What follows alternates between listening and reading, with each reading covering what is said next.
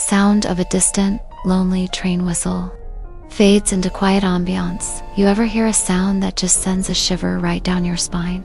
For me, it's the whistle of a train in the middle of the night, especially here in Central Florida. It reminds me of a story I'm not even sure I should be telling. It's about the old Seaboard airline, the S-Line, that runs through Sebring, Florida. They say it's haunted, and after one particular night, I'm inclined to believe them. It was years ago. I was taking the train late, heading south. One of those trips where the sun has long since set, and the world outside is just a blur of dark shapes and the occasional lonely streetlight. The car was mostly empty, just me and a handful of other passengers scattered around, lost in their own worlds. I had a window seat, and I was just staring out, watching the darkness rush by, my own reflection staring faintly back at me. We pulled into the Sebring station.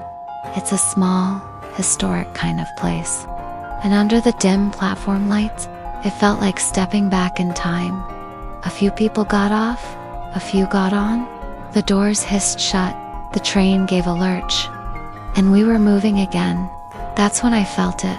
The seat cushion next to me dipped, just slightly, like someone had sat down. I didn't think much of it at first. I figured someone had just moved seats. But when I glanced over, there was no one there. The seat was empty. I kind of chuckled to myself, thinking, okay, old train, weird springs, whatever. I turned back to the window, back to the blackness of the Florida scrubland, and that's when my heart stopped. In the reflection on the glass, he was there, sitting right next to me. It was the silhouette of a man. He was older, wearing what looked like an old-fashioned suit and a wide-brimmed hat that shadowed most of his face. He was just sitting there, perfectly still. I could see my own wide-eyed, terrified face reflected right next to his dark, featureless form.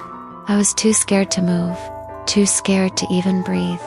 My mind was screaming, but my body was frozen. And then, he turned his head in the reflection. Slowly, he looked right at me. I couldn't see his eyes, but I could feel them. A cold, heavy sadness just washed over me. It felt ancient. It felt like 100 years of lonely travel, all condensed into a single, silent gaze. I finally ripped my eyes away from the window, whipping my head around to look at the seat next to me. Empty. It was completely, undeniably empty. My heart was hammering against my ribs. I slowly, shakily, looked back at the window. The reflection of the empty seat stared back at me. He was gone. But the feeling, that cold, heavy presence, it lingered. But the worst part, the absolute most terrifying part of the whole thing.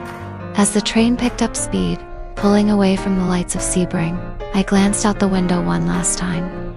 And standing on an empty platform, under a single flickering light, was the same silhouette. The man in the suit and hat. He wasn't in the reflection anymore. He was outside, watching the train, watching me. I never saw him again, but I'll never forget him. The lonely ghost of the